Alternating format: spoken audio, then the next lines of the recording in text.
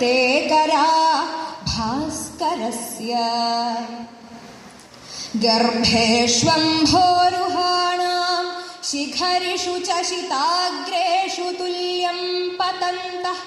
प्रारम्भे वासरस्य व्युपरति समये चैकरूपास्तथैव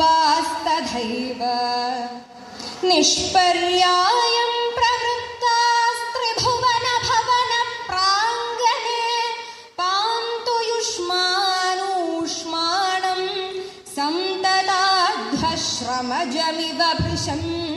बिभ्रतो ब्रध्नपादाः प्रभ्रश्यत्युत्तरीयत्विषितमसि समुद्दीक्ष्य वीतावृतीन् प्राक् जन्तूंस्तन्तून् यधायानतनु वितनुते टिक्मरोचर्मरीचीन् ते सान्द्रीभूय सद्यः क्रमविशदशाशादशाली विशालम्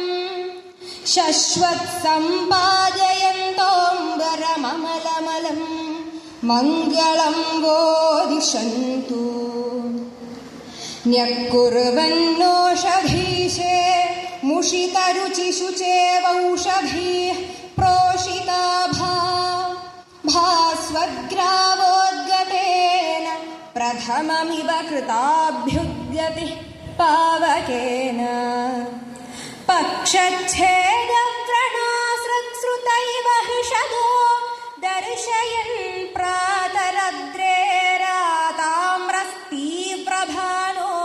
प्रातरद्रेराताम्रस्तीव्रभानोरनभिमतनुदे स्ताद्गभस्त्युद्गमो वः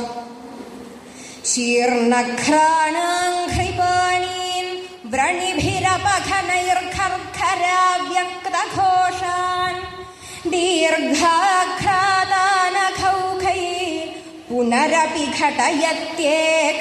उल्लाघयन्यः कर्मांशोस्तस्य वोऽन्तर्द्विगुणघनघृणाविघ्ननिर्विघ्नवृत्तेः दत्तार्घाः सिद्धसङ्घैर्विदधतु घृणयः शीघ्रमंहो विधातम् बिभ्राणावामनत्वं प्रथममधतथैवांशवः प्रांशवो वः क्रान्ताकाशान्तराळास्तदनुदशदिशः पूरयन्तस्ततोऽपि ध्वान्तादाच्छिद्य देवद्विषैव बलितो विश्वमाश्वश्नुवानाः कृच्छ्राण्युच्छ्राय हेळोपहसितहरयो हारिदश्वाहरन्तु उद्गाढेनारुणिम्ना विदधति बहुलं येरुणस्यारुणत्वं मूर्धोद्भूतौ खलीनक्षतरुधिररुचो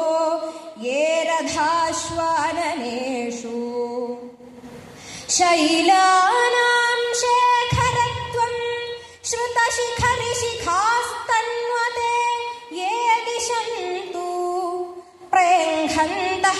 घेघरांशो खचितदिनमुखास्ते